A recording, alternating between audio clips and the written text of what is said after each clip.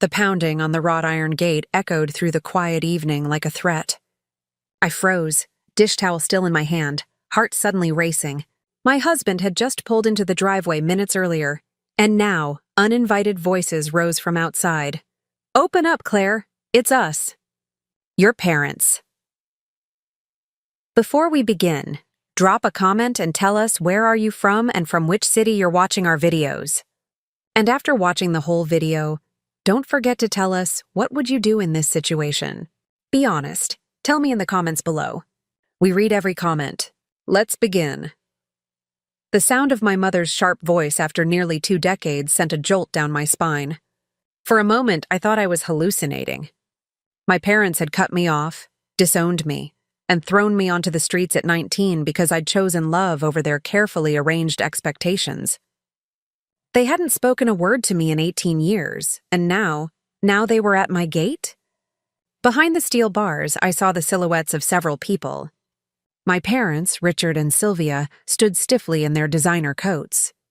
My older brother, Daniel, leaned casually against the side of a black SUV, his smirk faintly visible in the glow of the headlights.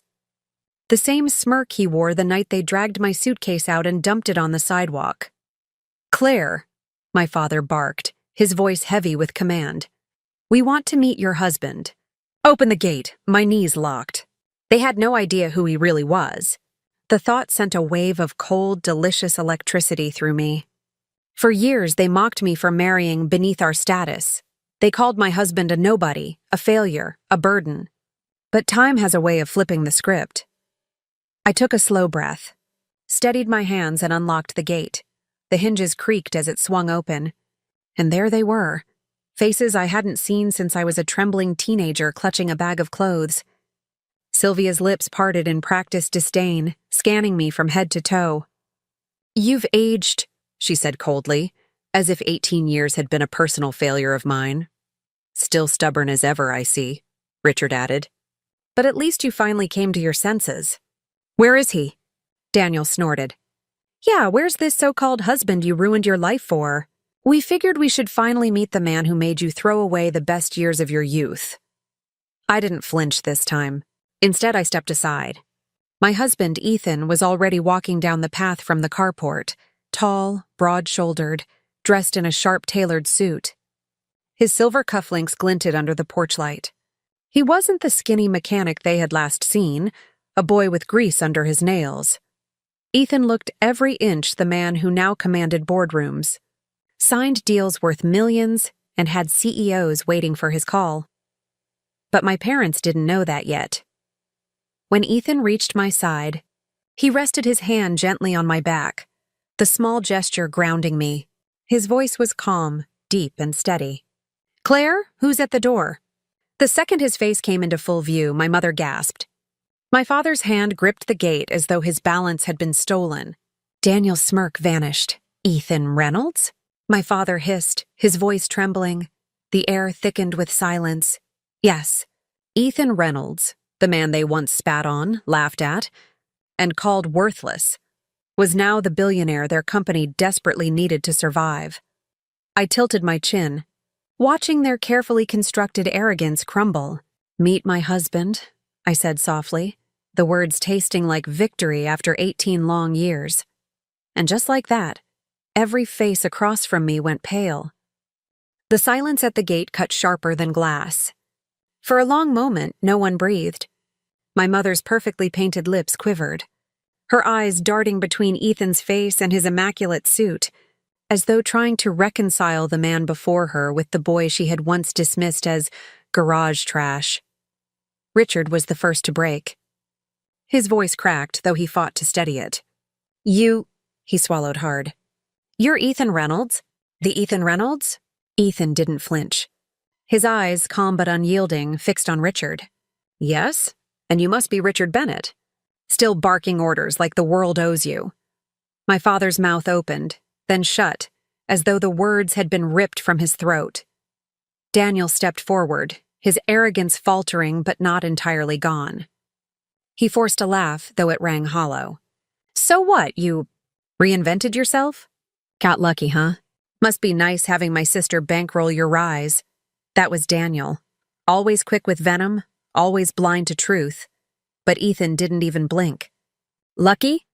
His voice was low, deliberate. I built everything with these two hands. While your family sneered, I was working 18-hour days, turning ideas into companies and failures into lessons. Claire stood by me when no one else did. She believed in me when your family slammed the door in her face. So no, Daniel, this isn't luck. This is grit. And loyalty. Something you wouldn't understand. Sylvia flinched as though slapped. I felt my throat tighten. My husband's words weren't just for them.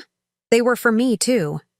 Every late night I stayed up with him while he pored over blueprints, every meal of cheap noodles we shared, every doubt we pushed through together. Suddenly, it all stood between us and them like a wall of truth. My father finally found his voice, though it was weaker than I'd ever heard. We didn't come here to argue. We came because we want to reconnect. We're family, after all, I laughed bitterly. The sound startled even me. Family? You called me a disgrace.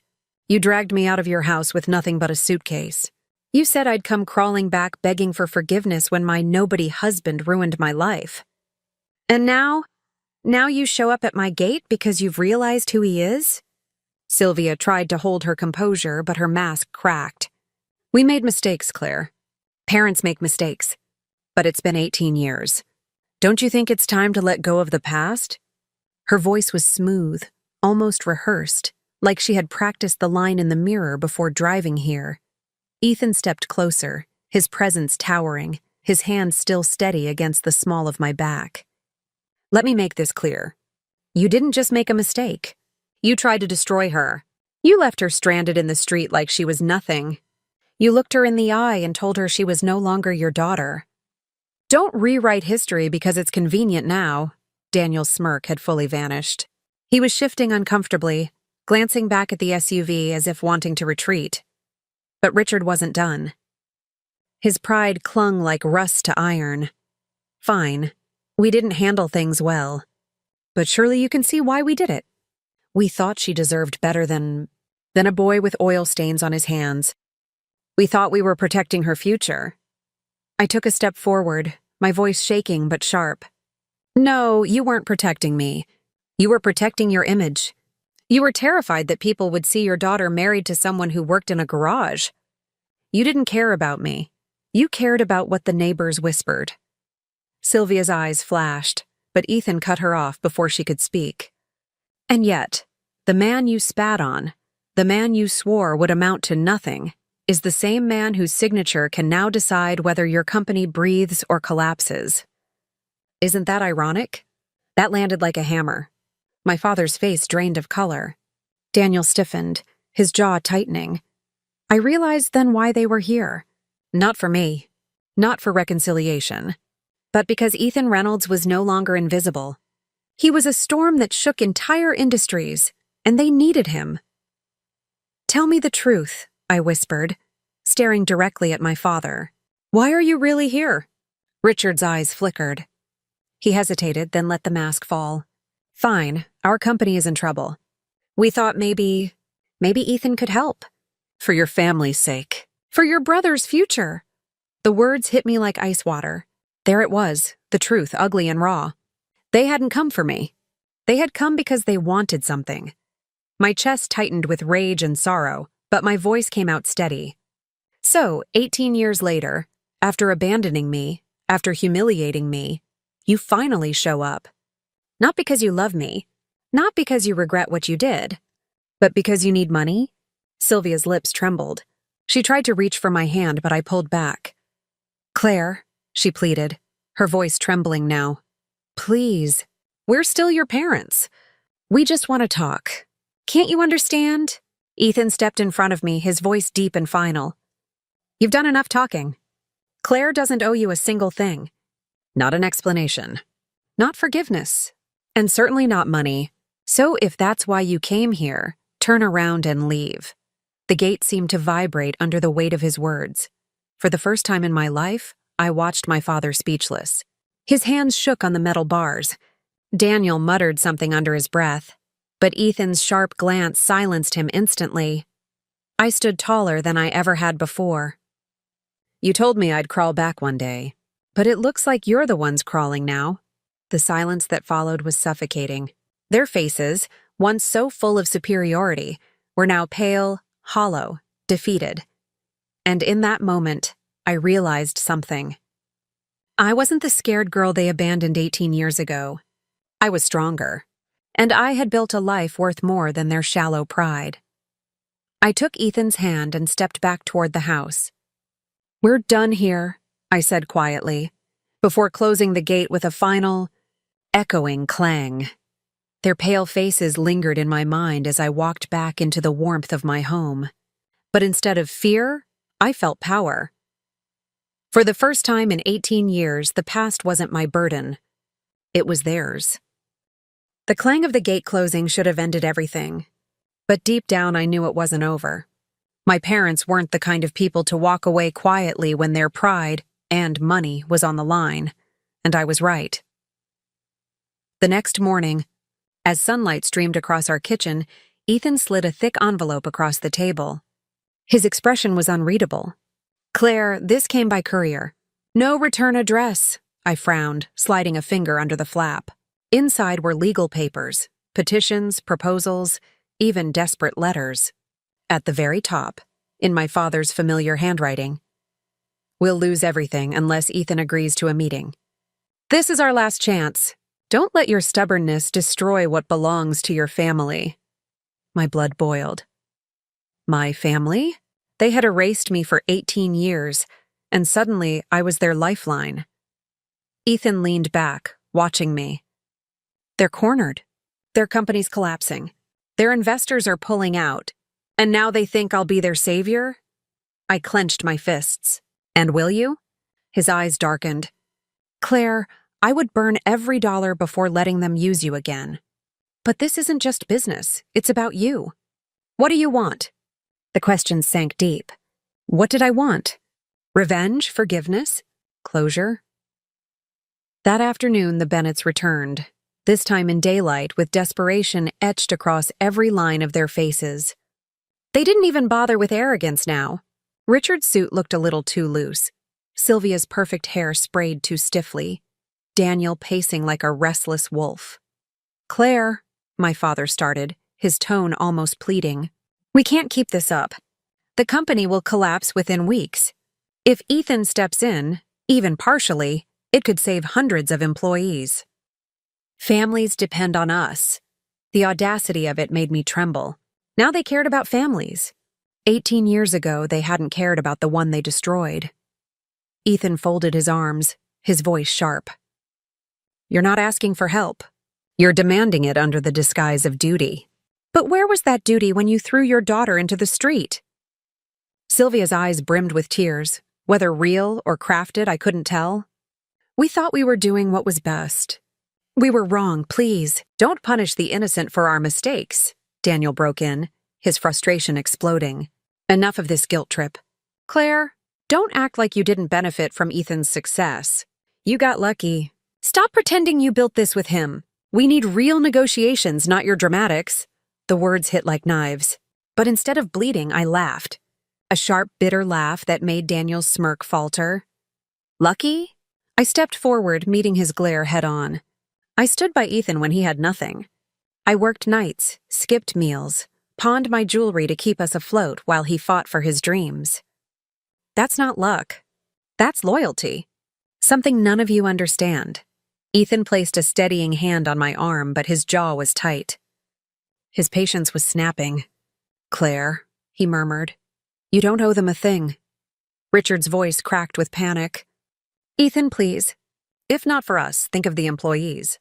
The families who'll be ruined if the company falls." Ethan's eyes narrowed. "You're right. Innocent people shouldn't suffer because of your greed. But if I step in, it won't be for you. It will be to protect them. And make no mistake, you'll lose every ounce of control. You'll step aside permanently. Bennett Industries will no longer belong to the Bennetts." The silence that followed was suffocating. Sylvia's lips parted, her face pale as stone. Daniel looked like he'd been slapped. My father's knees seemed to weaken, but pride kept him upright. "You'd destroy us like that?" Ethan's voice was ice. "I'm not destroying you. I'm saving the company despite you. But you won't be part of it anymore. I turned to face them fully, my voice firm. You thought you could erase me, but I built a life stronger than anything you could have planned. You threw me away, and now you're standing here begging at my gate. That's not my burden. That's yours. Sylvia's tears finally spilled, streaking her carefully painted face. Richard stood frozen, gripping the iron bars as though they were the only thing keeping him upright. Daniel muttered curses under his breath, but even he knew the fight was lost. Ethan pulled me gently toward the house, his voice final. We'll have my lawyers draw up the terms. If you agree, the company survives. If not, then you can watch it burn. Either way, this ends on our terms, not yours. The clang of the gate echoed again as we walked away. Behind us, I could still hear my mother's trembling voice calling after me. Claire, please. We just wanted to see you again. But I didn't turn back. Not this time. 2 weeks later, the front page of every business magazine in the country carried the same headline. Reynolds Group acquires Bennett Industries. Founder steps down. The photo beneath it told the whole story. Ethan, standing tall in his dark suit, hand in hand with me. Behind us, my father and Daniel, faces pale, jaws tight, signing the documents that stripped them of their empire. It was over. But the war inside me wasn't finished. That night, as the city lights shimmered beyond our penthouse balcony, Ethan poured 2 glasses of wine. He set one in front of me, his expression softer than it had been in weeks. You did it, he said. You faced them. You stood taller than I've ever seen. I took the glass, staring out at the skyline. And yet, part of me feels empty. I thought I'd feel nothing but satisfaction. But seeing them broken like that? My voice trailed off. Ethan stepped closer, his hand warm against mine. Revenge doesn't erase scars, Claire. It just reminds us we survived. You don't need their approval. You never did, but you needed to see that they couldn't take your power anymore. His words hit me deep. For 18 years, I carried their rejection like a shadow. Tonight, for the first time, I felt the weight lifting. But the story wasn't finished. The very next morning, my phone buzzed with a call I almost ignored. When I saw the name, Sylvia Bennett, my chest tightened. Against my better judgment, I answered. Claire? Her voice cracked through the line, trembling in a way I'd never heard. We lost everything. The house, the cars. Even the staff left. Your father's health is failing. Daniel's vanished. I don't know where else to turn. For a moment, I didn't speak. Memories crashed in, her voice cold as she shoved me out the door, her eyes hard as stone when she told me I wasn't her daughter anymore. And now, the same woman was begging. I don't hate you, Mom, I said finally, my voice steady. But you need to understand. You made your choice 18 years ago. And so did I. I built a life without you. And I don't need to look back. Her sobs broke through the line, but I ended the call. My hand trembled, but my heart felt lighter. For the first time, I wasn't the abandoned girl begging for love. I was the woman who had chosen her own worth. That evening, Ethan came into the room holding an envelope. He handed it to me quietly. Inside was a deed to the old Bennett estate, the mansion where my childhood had been both gilded and suffocating. They put it up for auction, Ethan said. I bought it. For you. I stared at the papers, the weight of history pressing down on me. Why would I want that place? Ethan's eyes were kind but firm. Because it's not theirs anymore. It's yours. You can burn it down, sell it, or rebuild it into something better. But it'll be your choice. Not theirs. Tears pricked my eyes. For 18 years, that house had been the symbol of rejection, of pain. Now, it was in my hands. 2 months later, I stood in the grand hall of that mansion, not alone, but surrounded by people who mattered. Former employees of Bennett Industries, families who had feared losing their livelihoods, now secure under Reynolds Group's wing. Ethan stood beside me, our children in the front row, wide-eyed but proud. I raised my voice, letting it echo through the same walls that once silenced me. This house used to represent pride, arrogance, and rejection. Today it represents second chances. Not for them, but for all of you, the ones who deserved better all along. Applause thundered through the room. For the first time, I felt peace. Later that night, when the guests had gone, Ethan wrapped his arm around me on the balcony. "How does it feel?" he asked softly. I leaned into him, my heart steady. "It feels like I finally closed the door they slammed in my face.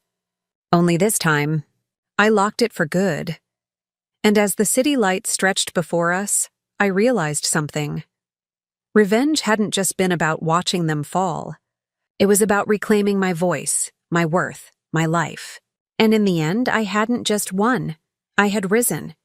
The girl they threw away was gone forever. All that remained was the woman they could never break.